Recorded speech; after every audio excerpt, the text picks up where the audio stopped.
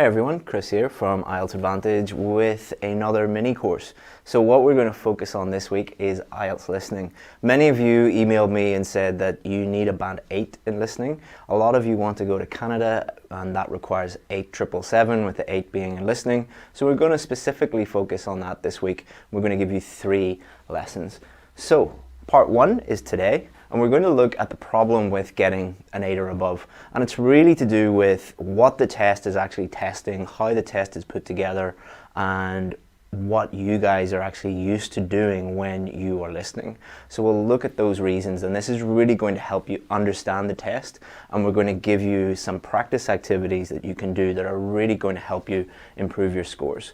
On Wednesday, we're going to do part 2, which is keeping track during the test. So many of you say that the reason why you are not getting a band 8 or above is because you are getting lost in the test. So there might be 1 or 2 questions that you're unsure about, and that kind of spills over into the rest of the test and means that you don't do as well as you can. So we'll look specifically at how to make sure that you stay on track during the listening test.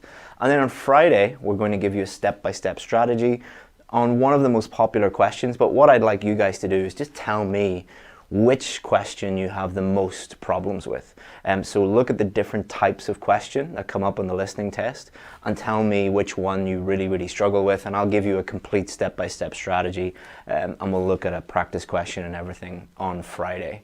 Also, look either above or below this video and we have a free fundamentals course. It's a 5-part course that you can join today. It's totally free as a little gift for you. So if you're watching on Facebook, just click above or below in the comments.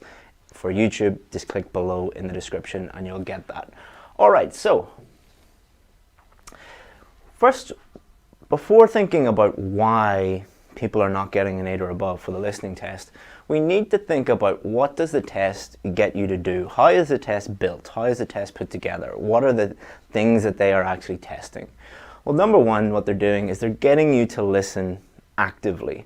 So what do I mean by that? Well, they're getting you to do something while you are listening. So instead of just listening passively and not really doing anything, they're getting you to complete tasks and answer questions and decide what the correct answer is, or filling in the correct answer as you are doing things. And that's very important. Number 2, you're answering questions while you are listening, so you're multitasking. So you're listening, you're reading the question, you're thinking about the question, you might be thinking about the correct spelling. There's multiple things happening at the same time, which is very significant. Number 3, you're only listening once. So unlike when you're listening in your English class, or maybe you're listening to something and you can repeat it many times, you can only listen once. Number 4, focus for a long period of time. The number of students who have never listened to in English for, actively listened for more than 30 minutes, and the IELTS test is their first time ever doing that, is shocking. And number 5, you're listening to authentic English, real English, and we'll talk about the difference between inauthentic materials and authentic materials. And number 6, you're listening with no help whatsoever. So it's not like watching a movie where there's maybe subtitles, or even watching like a TED Talk or a presentation where there's a PowerPoint and there's images to really help you do that. So these are the things that they are doing, or those are the things that you need to do on test day. And are you actually doing those things before test day? So let's have a look at this. It's very important. How do you listen? When you're listening to English, what are you doing? So are you listening actively? Are you actually doing something while you are listening? For the vast majority of people, the vast majority of time, you're not listening actively. You're just listening on the bus or watching a movie and not really thinking about it, just listening, not doing anything while you are listening. Are you answering questions while you're listening? Again, if you're listening to English, most of the time, 90% of the time, you're not answering questions. You're not multitasking. So on test day, when you have to not only listen, but read and think about the question and the correct answer, then you're going to be in trouble. Most of the time, you're not only listening once, especially when you're in a general English class. And this is there's nothing wrong with this, but most of the time, when you're doing a listening task in a general English class, the teacher will play it maybe 2, 3, 4 times. In the IELTS test, you can only listen once. Number 4, you have to focus for a long period of time. So there's a big difference between listening for a long period of time and focusing for a long period of time. You might say, oh, I listened to a podcast last night and it was 2 hours long, but you might have only been 100% focused on that podcast for 15 minutes out of the 2 hours. So for most of the time, you're not doing that. Number 5, listening to authentic English. Again, in a general English class, if you're using like a recording from a textbook, this is not how most people sound. If you go, and this is why when people move to like London or Sydney or Toronto, even though they got a very high mark in their listening test, they've no idea what people are saying. It's not because your listening is bad, but you just might have been listening to inauthentic materials. Even if you're watching, a movie, that is generally not how people speak to each other in real life. So you're not doing this. And number 6, listening without any help. Most of the time, students are using subtitles, or if they're watching like a TED Talk or something like that, there's images and presentations to help them. So the reason why you might be struggling with the IELTS writing test is because the test is set up in one way and you are doing the opposite. All right, so if you're doing the opposite to what they're looking for, of course you're going to have problems. And why are they getting you to do all of these things? Why do they want you to listen actively and only listen once and listen to authentic English and listen without help? Is it because they're really awful people and they want to be mean to you? No, because when you move to London or Sydney or New York or wherever you're going, you can only listen once to people. They don't care if you're an English learner. You have to listen actively. You are not going to get any help. You're going to be listening to authentic English. So this is representing what it is like to live and work in an English-speaking country. So if you're complaining about this, you're really complaining that, I can't understand real English when I move to the country where I want to be. So all of these problems are very fixable. We can solve all of these problems. We need to just start doing these things. So how can we start doing them? That's what the rest of this lesson is going to be about. So first of all, we can do something called active practice. So there's a big difference between active practice and passive practice. So many students say to me, I got a band 7 in my listening and I listen to podcasts every day, or I listen to TED Talks every day, or I watch movies all the time. Okay, that's fine, but you're not actually doing anything when you're listening to those podcasts or watching those movies or watching those TED Talks. So instead of doing that, practice with a purpose. And in my opinion, it's better to do like 10 or 15 minutes of active practice than it is to do 2 or 3 hours of practice where you're listening but you're really just looking out the window while you're on the bus, or listening to a movie or a song or something like that, and looking at your phone at the same time. Do something with a purpose. So this could be, for example, and these are all just examples, there's lots and lots of ways that you can do this, but for example, you could try and focus on vocabulary.